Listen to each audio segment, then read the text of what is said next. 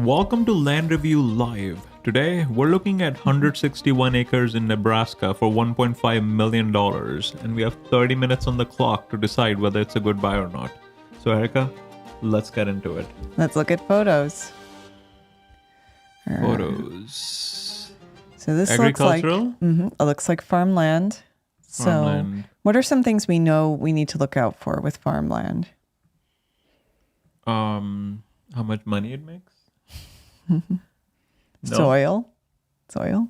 How much money it makes? Yeah. Isn't that the most important thing? All right. It looks like it comes with a pivot, maybe. Center pivot. We looked at center pivot before, right? It's supposed to be extremely efficient. Yeah. But what are they growing? Well, that's the question. What area is this?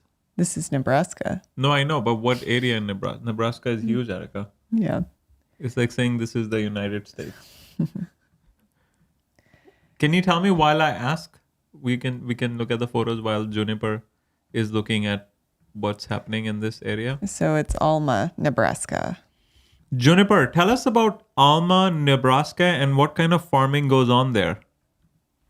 Sure. So Alma, Nebraska is a small town with a cozy rural vibe. It's right by Harlan County Lake, which is pretty much a local landmark. Farming wise, you're looking at a lot of corn, soybeans, and some cattle operations. It's classic Midwest agriculture. No frills, just good old staple crops and livestock. So soybeans and corn are the... It seems like corn and soybean are like heavily produced. They are, Is I that think, the the reason two why top they... crops. Is because they also make sugar from corn, right? Yeah, I Corn mean, syrup? corn's used in everything. It's also Right. used for livestock feed. I mean, a lot of what's grown is actually for livestock feed, is my understanding. Oh, for animals. Like most of the soy that's grown is not for human consumption. It's How do you for- know? Where does soy milk come from? Well, that does come from soy. Where yes. does edamame come from? That does come from soy too. So Why what's the don't you point you're ask- making? Why don't you ask Juniper? Juniper, is it true that most of the soybeans that's produced in the US, it's for the cattle and not for humans? Yeah, that's pretty much on the money. A big chunk of the soybeans grown in the US does end up as animal feed, especially for cattle, pigs, and poultry. Of course, some soy is used for human foods like tofu and soy milk, but the lion's share definitely goes to our four-legged and feathered friends. Juniper, why is that? Well, it's mostly because livestock feed is a huge market. Animals like cattle need a lot of protein, and soybeans are a super efficient way to give them that. So farmers grow a lot of soy to meet that demand. Basically, it's all about where the big appetite is. How did you know that, Erica? Just looking up, doing research on land use and yeah. Juniper, what about corn? What is corn used for? Corn is a real multitasker. It's got a bunch of uses. A lot of it goes into livestock feed as well, Again? just like soy. Then you've got corn used That's- for ethanol production, which ends up in fuel. And of course, that's sweet corn and all the corn-based foods we humans munch on. So it's pretty versatile stuff. That's why people talk about the big footprint of Bigfoot? big footprint of animal Oh, products. are they gonna go into a tangent about Bigfoot That would have been more and interesting. how he eats? Yeah. Eats I'm soybeans. sure he would eat a lot of soy and corn too, Yeah, if he could get it. you're sure? If he could get it. How sure are you? Well, he's big, right? How do He you know? needs- Oh, because it's in the name? Yeah. Well, if you say so. So, what is ethanol production? That's for the gas? That's fuel. Juniper, what is ethanol production? What kind of fuel are we talking about? So an ethanol is basically a type of biofuel made mostly from corn in the US. It's the same kind of ethanol that's blended into gasoline to make what you might see at the Aha. pump as E10 or E15 fuel. In other words, it's just a renewable fuel that gets mixed with regular gasoline to cut down on emissions a bit. So when we talk ethanol fuel, that's what we're talking about. Or you add it to the regular gasoline to cut down on emissions. Did you know that? I didn't know Juniper, that. how does it cut down emissions? Keep it short. Sure thing. Basically, ethanol burns cleaner than pure gasoline. So mixing it in means fewer nasty emissions like carbon monoxide. It's not a huge miracle fix, but it does reduce overall pollution a bit. And that's the Okay. short version. All right. So now that we are a little bit Yeah. more educated, I thought you were going to ask the Bigfoot? big, or the obvious question, like why can't cars just run on ethanol? Oh. Juniper, why can't cars just run on ethanol? Yeah, I didn't think of they that. actually can, but they need to be specially designed as flex fuel vehicles to handle higher ethanol blends like E85. Pure ethanol has different combustion characteristics and can be a bit more corrosive to parts not made for it. So regular cars aren't built to run on straight ethanol. But if you've got the right setup, you can totally do it. That didn't really answer the question of why. No, you can. It just has different combustion characteristics. What do you mean? Well, why don't Don't we insult switch? Juniper, Erica. She's our co-host. Be nice to her. Okay, be nice. Be nice. Yeah, just because it's AI doesn't mean you have to be mean. Okay. But so why don't we switch to ethanol? Because it doesn't work. Because it has different combustion characteristics. You complain about me going on tangents. Okay. All right. You're right. We're going too far down a tangent. Yeah. All right. Description. What are the tags? Productive irrigated farm. So when someone says irrigated farm, as in like water, Like it has water on site for irrigation. On site. They don't need external. They might still need some external water, but they do have. Juniper, when someone says irrigated farm, what does that mean? So an irrigated farm is basically just a farm where they supply water to the crops through an artificial system, like sprinklers, drip lines, or those big artificial pivot systems you might see. That's Instead what of relying on distinguishes rain, it. they're using controlled water to make sure the crops get enough to drink. In other words, they're not just hoping for rain; they're bringing the water to the crops. I see. So it's not like natural rain. Right. It's Yeah. the artificial. It's like if when you go to a mountain for snowboarding, they make fake snow in addition to relying on original snow. Yeah. Maybe It's not an irrigated ski resort. maybe You go not the there. best analogy, but that's how I connected it. Okay. Like we're not even close. Like Nebraska, there's no snowboarding, right? It's all flat. It's pretty flat. Yeah. Juniper, is there any snowboarding in Nebraska? Well, Nebraska isn't exactly the snowboarding capital of the world since it's pretty flat. But when they do get some snow, you might find a few local hills or even some small ski areas where people do a bit of casual snowboarding. It's not like the Rockies or anything, but hey, if there's snow on the ground and a hill, people will find a way. Okay, all right, fine. Okay. So we're educated now. All right, let's move on. So what is so there's hold, reg, silt, loam soils? What is that? What does that mean? They're just highlighting the soil type. Juniper, what do you know about hold, reg, silt, loam soils in Nebraska, and why would someone highlight those? Absolutely. So Holdridge silt loam is actually the official state soil of Nebraska. Whoa. It's a pretty big deal in the farming world there because it's super fertile and great for growing all those staple crops like corn and soybeans. Basically, it's got a nice balance of silt, sand, and clay, which makes it hold moisture well and still drain properly. Farmers love it because it's kind of the Goldilocks of soils. Not too heavy, not too light. So if someone highlights Holdridge silt loam, they're basically saying, hey, this is prime farming real estate. There's so much we don't know, Erica. That's true. Right? That is true. That's why we do these. Yeah. Juniper, the Holdridge silt loam soils, are they primarily found in Nebraska or are they found in other states as well? They're definitely most famously associated with Nebraska, but you can find similar silt loam soils in a few other states in that general region. Still, Nebraska is really the heartland for Holdridge silt loam, and that's where it's known as the state soil. So while you might spot similar soils around, Nebraska definitely claims the spotlight for it. Explain the name. What does that mean? What does Holdridge mean? What does silt mean? What does loam mean?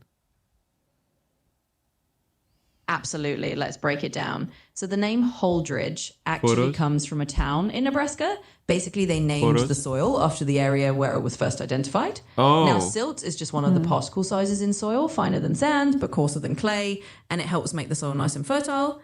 And loam is basically a balanced soil type that's a mix of sand, silt, and clay, which makes it really good for growing things. So put it all together, and Holdridge silt loam is just a fancy way of saying, hey, this is some top-notch Nebraska soil with a nice balanced texture.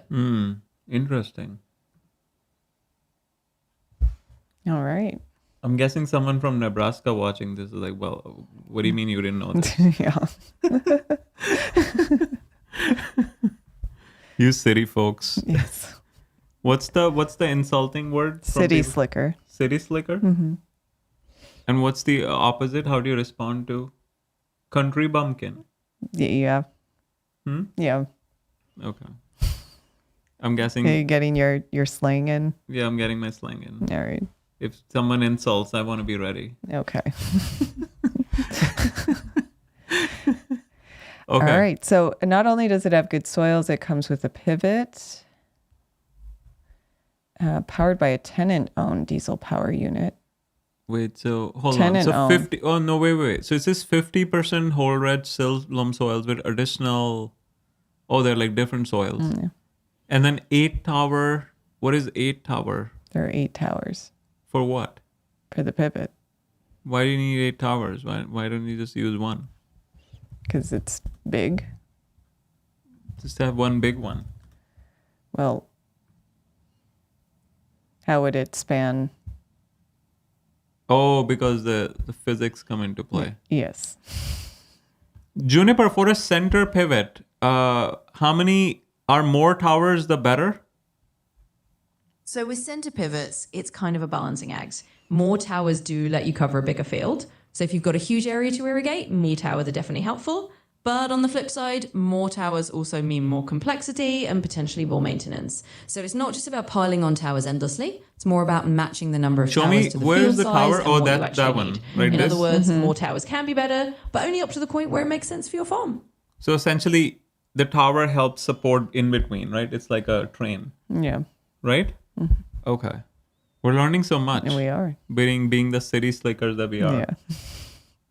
I'm guessing if we insult ourselves, people would be less mean on the comments. We'll see. It is the internet. Usually it doesn't work like yeah, that. that's how. Yeah. Usually the insults will come no matter what you do. Yeah. Yeah. Right? Okay. All right, Right. fine. But it does say. Insult away, guys. Okay. Go ahead. Well, don't invite them. What do you mean don't invite them? Well, Although I'm that guessing may, if most you people start. proactively say Yeah. insult away, they're like, all right, fine. Yeah. Now it doesn't make sense. It's the Eminem strategy, Erica. It might actually increase the view count.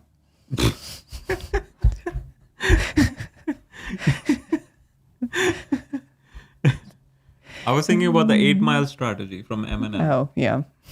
Like if you insult yourself, then other person would feel ashamed insulting you, in addition to the insults that you already threw at Yeah. yourself. Yeah. Maybe. Maybe. I guess we'll test it. We'll test it. All right. So the pivot, it's saying it's powered by a tenant-owned diesel power unit. So I There's guess a that tenant. means it doesn't. So it does mean there's a tenant right now, Yeah. and maybe the power unit doesn't come with the land. Does the tenant come with the land? Well, that would be a question for the seller. Although it's probably the case, we can confirm in Nebraska that if there are crops on the Existing, property yeah. right now, the tenant will at least have the right to finish farming That those was crops. the case in Michigan, right? Yeah. Juniper, in Nebraska, if there's a tenant farmer and the property sells, do they have the right to finish harvesting their crops before the new owner takes over? Yeah, generally speaking, in Nebraska and a lot of other farming states, tenant farmers do have the right to finish out their growing season and harvest their crops, even if the land is sold. It's usually part of the lease agreement or just a standard farm tenancy rule. So the new owner typically has to wait till the current crop is harvested before they take over full control. It's all about making sure farmers don't lose their season's work. Yeah, makes sense. Makes Okay. sense. Yeah. All right. All right. And then It's close to a grain facility. accessible with a good gravel road. And then they just pile on the legal description. Yeah. Although here it breaks down the acreage. So it's saying 133 are irrigated, and it looks like it's being used for corn. To answer your question. Okay, so it is being used for corn. Yeah. Corn is the more versatile one. Should we just move to Nebraska and start a farm? Yeah. It seems like it always be in demand. Yeah. Corn and People soy- always need to eat. Yeah. That's Juniper, how much would it cost to start a brand new farm in Nebraska? And what do you recommend? Should we grow corn or soybeans or something else? So starting a brand new farm in Nebraska can be a pretty big investment. And the cost really depends on how much land you're buying, what equipment you need, and whether you're starting from scratch or taking over something existing. Just as a ballpark, you might be looking at a few $100,000 at least if you're buying land, equipment, and setting up infrastructure. As for what to grow, both corn and soybeans are solid staples in Nebraska. It kind of depends on your soil, your market, and what you're comfortable with. Corn's a classic, soybeans are super popular too, and sometimes farmers rotate both. But if you're just starting out, maybe pick the one that fits best with your land and your local market demand. What are the pros and cons of What each? are the pros and cons of corn versus soybean? Absolutely. Let's do a quick rundown. So for corn, one big pro is that it can be really high yield and profitable, especially if you have good irrigation and soil. It's a staple crop with a strong market. On the con side, corn can be pretty input intensive. It often needs more water, more fertilizer, and it can be a bit more susceptible to certain pests. So it's a bit more resource hungry. Now for soybeans, a big advantage is that they're a little less demanding on inputs, and they actually help fix nitrogen in the soil, which can be great for your crop rotation. They're often a bit easier to manage and can be a good break crop. On the downside, soybean prices can fluctuate, and depending on the market, they might not always be as profitable per acre as corn. So in the end, it really depends on your specific situation. So Some pick farmers your like to grow pain. both and rotate them to get the best of both worlds. Or you can rotate Or you them. can But rotate. that'll increase the complexity. Yeah, although my understanding is it is generally good practice to rotate crops Oh, to for keep the them fertile? Yeah, for the health of the soil. I see. Okay. So maybe not a good idea to buy a brand new farm, but buy an existing farm. How much? But those, how much those work? don't come in the market all that often, You mean the one like we're looking like at? the one we're looking at. Juniper, how much labor do we need to run? How many acres is this? To run a 160-acre farm that produces corn. So for about a 160-acre corn farm, you're probably looking at a pretty manageable labor situation. With modern equipment and a bit of know-how, a lot of family farms can run that size with maybe just one or two full-time people. That's it? Especially if they bring It's in not- a little it's extra actually help not that during big planting and for a harvest farm. seasons. With good machinery, a lot of the work is mechanized, so you don't need a huge crew. In other words, you can run a 160-acre corn farm with a pretty lean team, especially if you're using modern equipment and maybe getting a little seasonal help when things get busy. So How it's much- essentially like a family. A family could do it themselves. You don't need extra help. Okay. How much income could you expect to get farming Like 160 acres. 140? It's actually 144 acres for the corn. Juniper, how much income can you expect from if you're rotating between corn and soybean from like 160 acres in Nebraska? So ballpark figures here, but if you're rotating corn and soybeans on about 160 acres in Nebraska, your income is going to depend on yields, market prices, and costs. But just as a rough estimate, if you have decent yields and average market conditions, you might be looking at somewhere in the range of maybe a few $100s of net profit per acre after expenses. That might translate to tens of thousands of dollars of net income per year, but it really does swing depending on the year. Corn might bring in more some years, soybeans other years, and input costs can also affect that bottom line. So it's not an exact science, but that gives you a general idea. Juniper, just give us a number. Just give it an approximate number. How much you can expect? Absolutely. Let's put a number on it. So if you're rotating corn and soybeans on 160 acres in Nebraska and you have a pretty decent year, you might expect somewhere in the ballpark of say $40,000 to $60,000 in net income per year after expenses. Of course, it can vary a lot based on yields, market prices, and costs, but that gives you a rough idea of the kind of range you might be looking at. Okay, like 60K. Not bad for 160 acres. Do they say how much their revenue is? No. Okay. I guess it fluctuates, right? Yeah. Or the Well, if lease it's also- ends. It says the yeah. lease ends. This is also the owners leasing the property, so they might not know the tenants' numbers. So maybe the real question from the perspective of the land buyer is how much income could you get from a lease Yeah. if you bought the property? Juniper, how much income can you expect if you leased 160 acres to a farmer? Absolutely. If you're just leasing out those guessing 160 not a acres lot if instead they're of only farming them making yourself, 40 to 60. the income is a bit more predictable. In Nebraska, cash rents can vary depending on the quality of the land and local market conditions, but you might be looking at around, say, $200 to $250 per acre per year in men.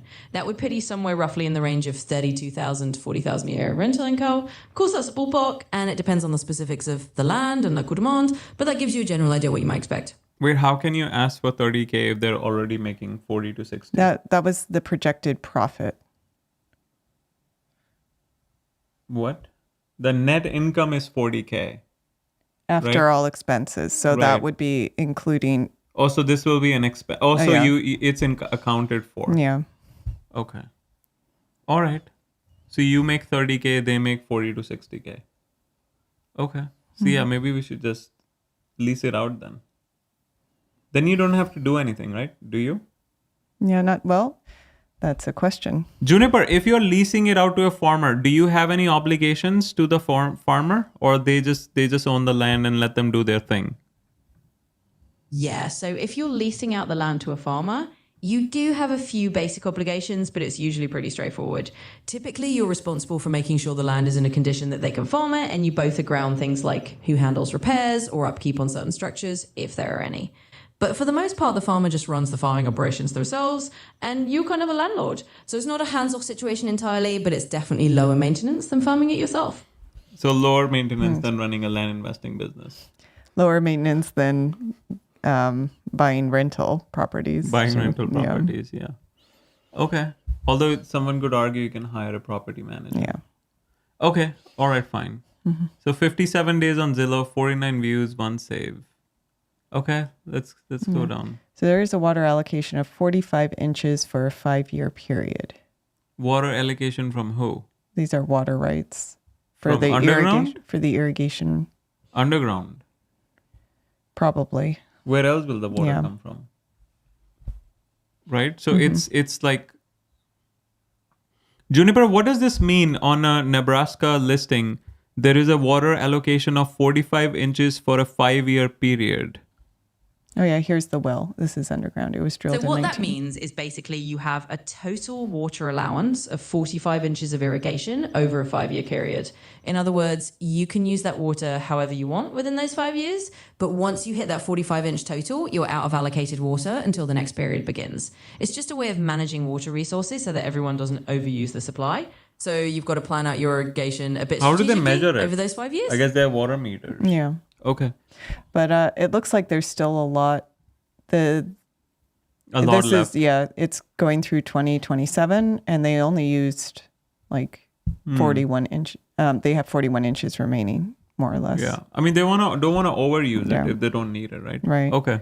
Well, I'm sure. Yeah, there's a lot of rain. Okay. Power But unit there's- and diesel tank not included with the sale. Yeah. Okay. All right. All right. So they just listed it. Yep. We covered it. Okay. Oh, you covered it. Okay. No HOA. Okay. Annual tax is 4,600. Not bad. Yeah. All right. Now let's see if we can find it because there's no property What number. county? What are the why price you going too history. fast? No. Oh, just listed. Never listed before. So it's 1.5 million. Yeah. Or wait, 1.5 or 1.5? Yeah. And it's in Harlan County. Harlan County. All right. You want to find it? You want me to play some due diligence? Well, music? there's no parcel number, so I think I'm going to have to do this thing. Oh, we have So- coordinates. Is that O Road and 722 Road?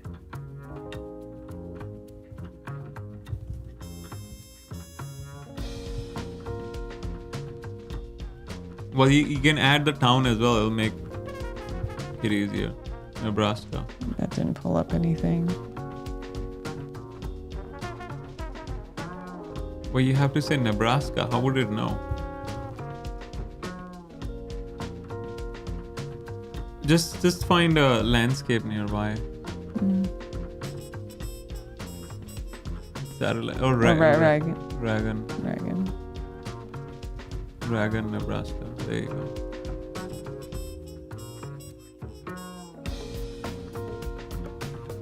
Okay, so Why is it showing weird?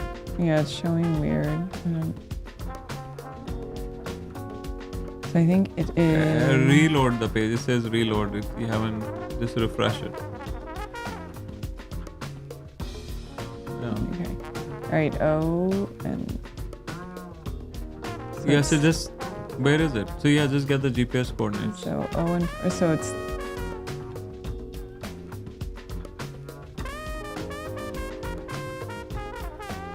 Oh yeah, this one here. So it should be this one. The center pivot? Well, it looks like from here it's. This might be, you turn on the satellite. Oh, it does have. So are you sure you're in the right place? Well, this is O Road and 4.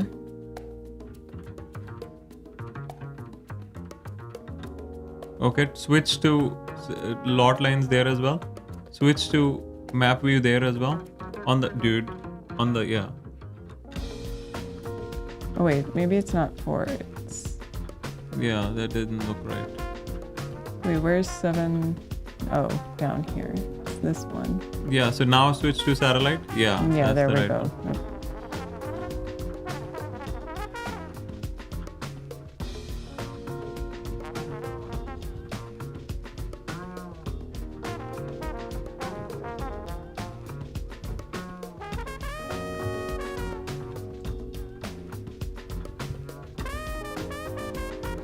Okay, All right. found it.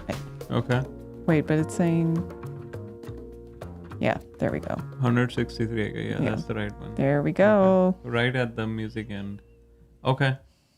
Let's do the due diligence. Okay. So, why is this program important What program? that we're looking at? Land ID? For due diligence, Erica. You didn't know? Yeah, okay. Airports? You love airports. I mean, we saw two back-to-back properties. Yeah, they're nearby. I mean, it's also middle of nowhere. Okay. Everything is 160 acres here. Mm-hmm. All right. City Okay. limits? Why didn't you select that? Not even close. Oh wow, the just city's Raga. just oh one. my god, just 160 acres. That's funny. Okay. No conservation easements.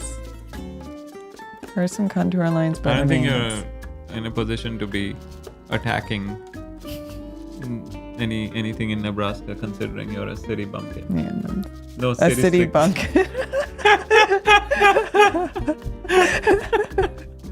Should we make that the title of this? City bumpkin. Yeah. City slicker and country bumpkin. Yes. Right. City bumpkin. All right. That's the title of this video.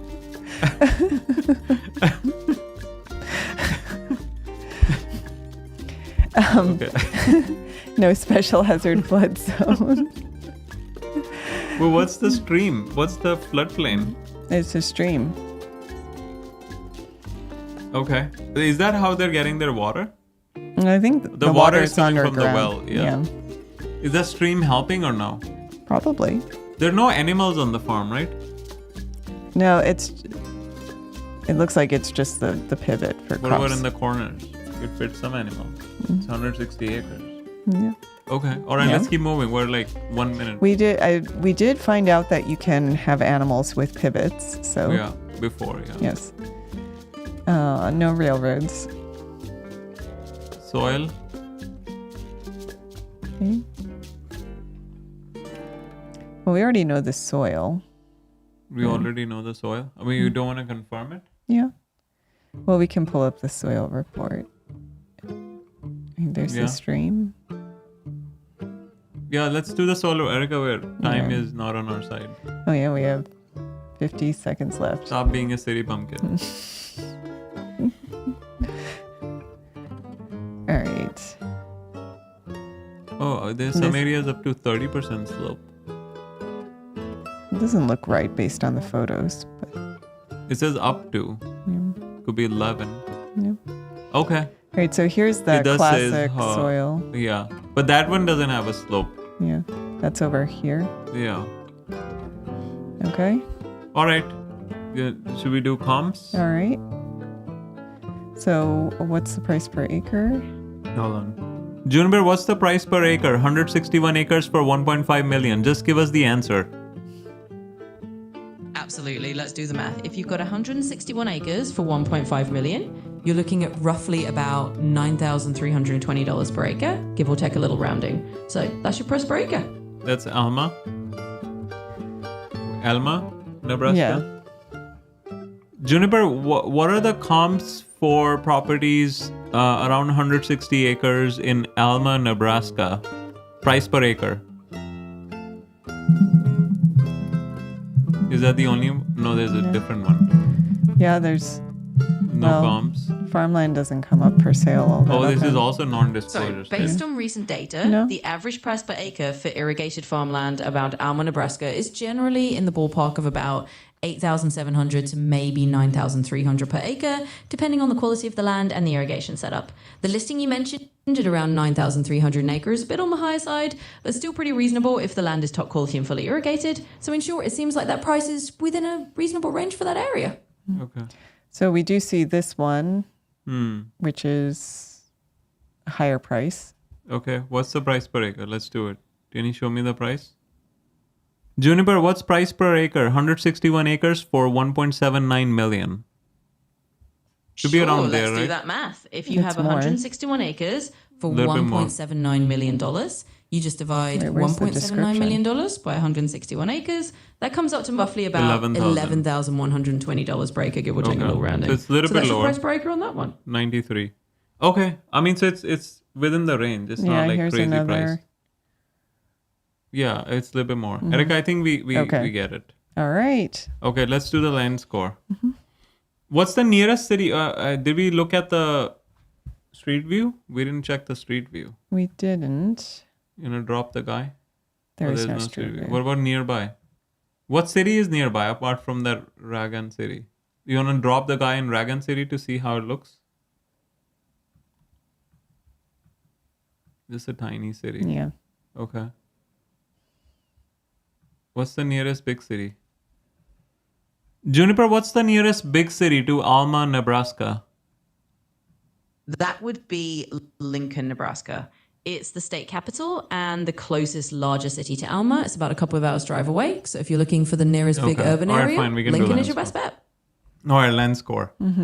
So location, I mean, middle of nowhere. Yeah. So, but also you also don't want to But be that's- too close. So 2 maybe? Yeah. I mean, if you're looking for farmland, You're it's not going to find right by the city area, right? Yeah. Okay. But maybe access, I might say 1.5. 1.5. Okay. Access is good, right? It seems Yeah. like county road, so 2.5. Yeah. Okay. Natural features, I mean, it's flat land, but it's for farming, it's good, right? It has good soils. So 2.5. Maybe 2. Because Oh, because it says not the whole thing is. Yeah. Development potential. Can you build something on it? Did it have a structure? It seemed like they had no. some structure. No? I don't think so. Go back to the satellite view? Or I guess they will show it here. Yeah. No, it's fine. Yeah.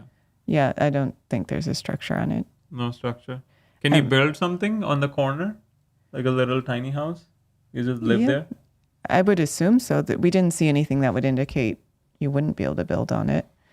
But I mean, this is definitely more farming land than So like a 1.5 development. Yeah. or 2? Yeah.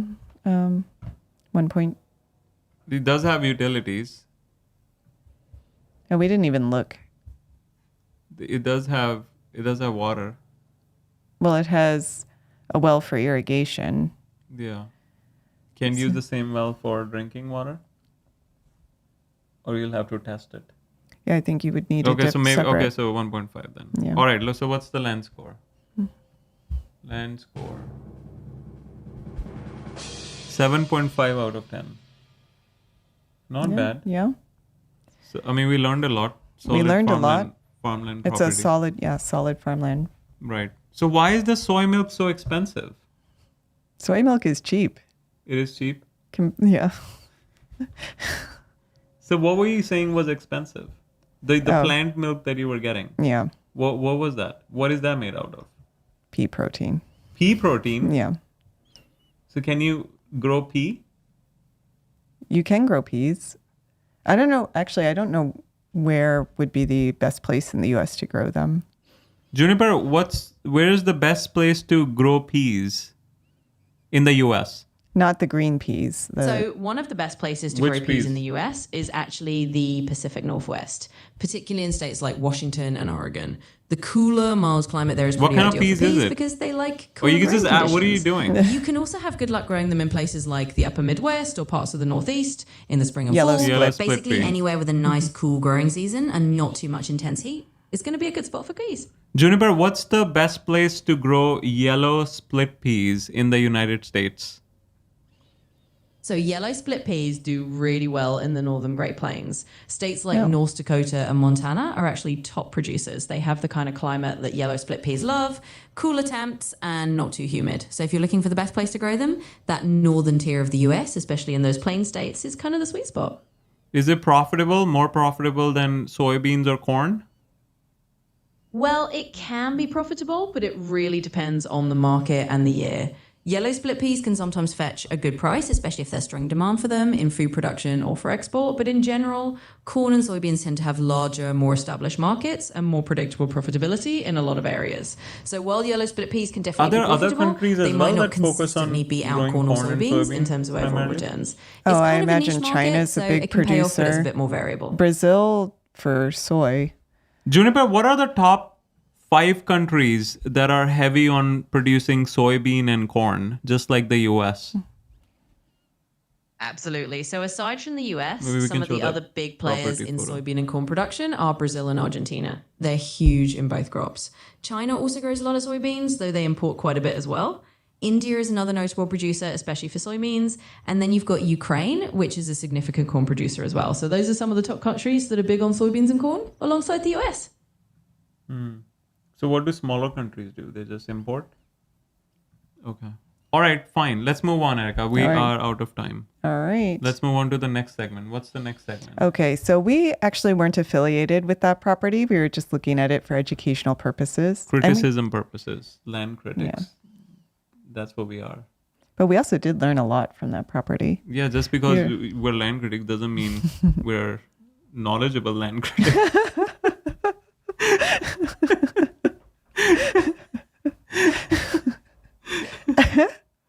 For a critic, the bar is so low, Erica. Yeah. Anyone can be a critic, You, right? That's true.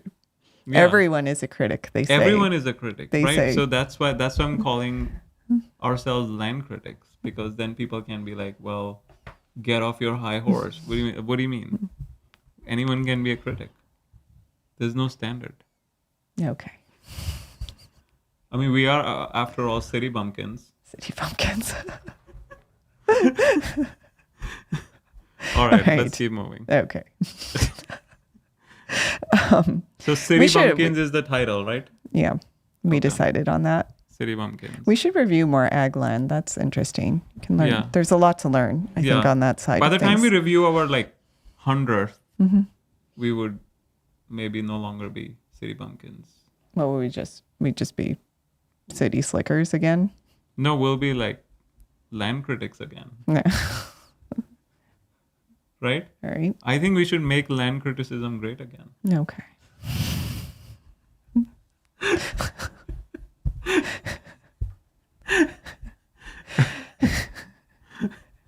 So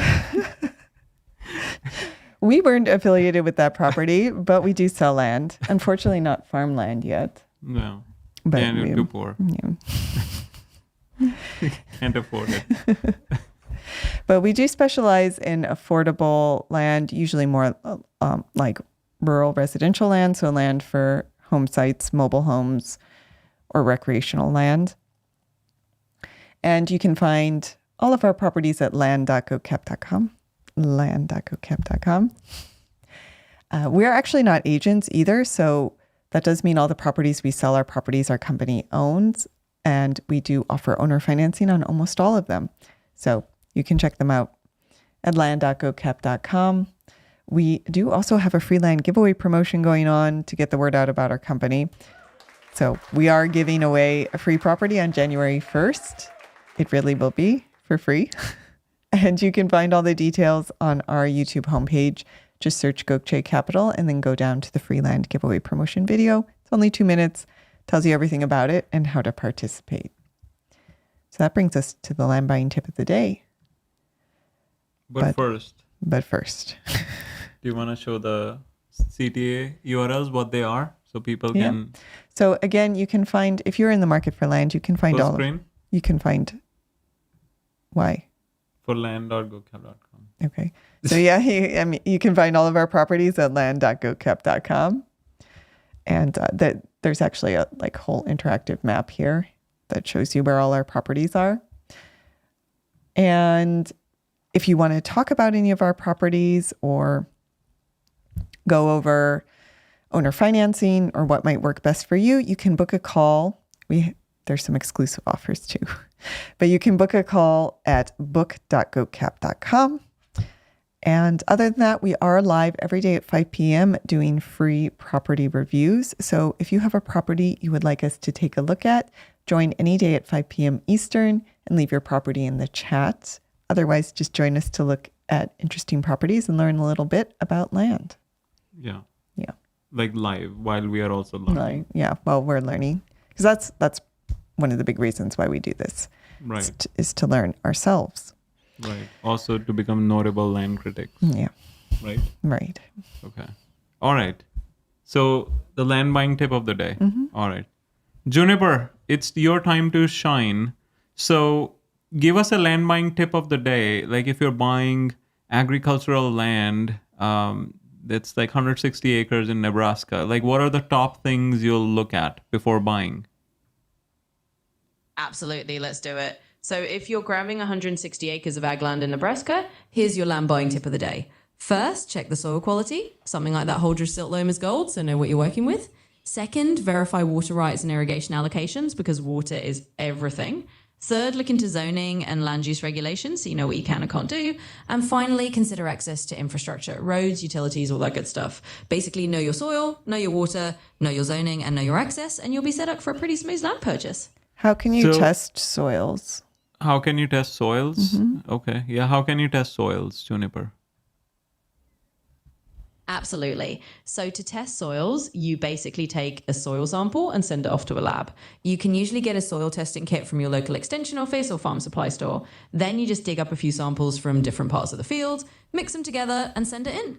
The lab will tell you all about your soil's pH, nutrient levels, and overall fertility. It's a super handy way to know exactly what you're working with so you can make the best decisions for your crops. Juniper, if the property is already leased to an existing farmer, so you have a tenant farmer, would you recommend we keep the tenant farmer and work with them so that they stay on the property and we keep collecting our lease payments? Or would you rather try to find a new farmer so you can charge them more? Honestly, if you've got a good tenant farmer already in place and they have a solid track record, it can be a really good idea to keep that relationship going.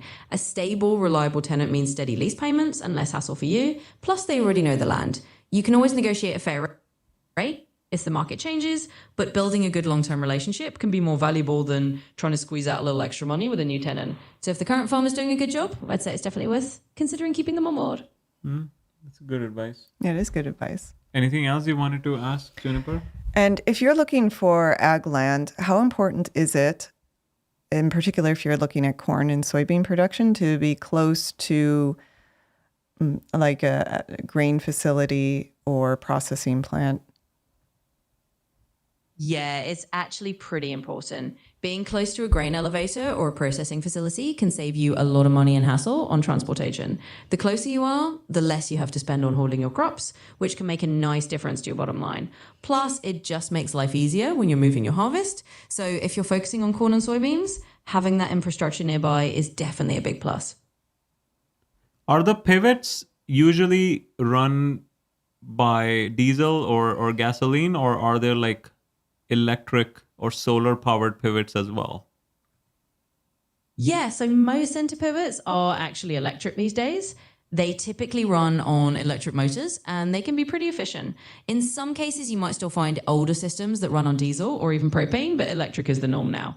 And yes, there are even some solar powered pivots out there, especially on farms looking to be more sustainable or off the grid. So you got a mix, but electric is definitely the most common these days.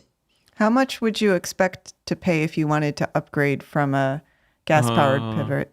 Juniper, how much would you expect to pay if you want to upgrade from a diesel powered to an electric powered?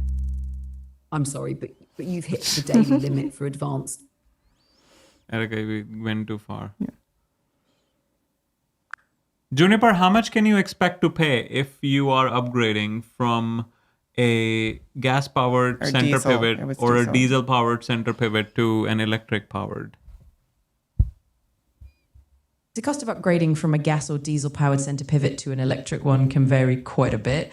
On average, you might be looking at anywhere from $50,000 to $150,000 per pivot point. It depends on factors like the size of the field, the infrastructure already in place, and any additional electrical work needed. But in the long run, electric pivots tend to be more energy efficient and have lower operating costs. How much is a brand new electric pivot? A brand new electric center pivot system can range roughly from about $80,000 to $200,000, depending on the size of the field, the brand, and the specific features you choose. I just had one last question. Larger fields and more advanced automation features can push the price toward the higher end, but it's definitely an investment that can pay off over time. All right, Erica, take it away. Last question. Okay. In the case of this listing, it's saying that the diesel power unit is actually owned by the tenant, not by the owner. How often is it the case where the owner owns the pivot, but the tenant supplies the power unit? Yeah, that situation can actually be pretty common, especially in large agricultural operations. Often the landowner will provide the infrastructure, like the pivot system itself, but the tenant will supply the power unit or the fuel, especially if it's a diesel or gas setup. This arrangement allows flexibility for the tenant, and it can also reduce costs for the owner. It really depends on the lease agreements and the specific farming arrangement. Okay. Erica, I think... Okay, we're pushing it. We squeezed the juice out of Juniper AI. I think we need to... Okay. Yeah, we need to refresh the credits as well. All right. Okay, so that's it for today. We will be back tomorrow at 5 p.m. Eastern to look at more interesting properties. So please join us. And of course, if you have a property you'd like us to take a look at for free, you can join and leave it in the chat. Otherwise, again, if you're in the market for land, you can check out all of our properties at land.gocap.com. So thank you for watching and have a wonderful afternoon. See you tomorrow, 5 p.m. Eastern.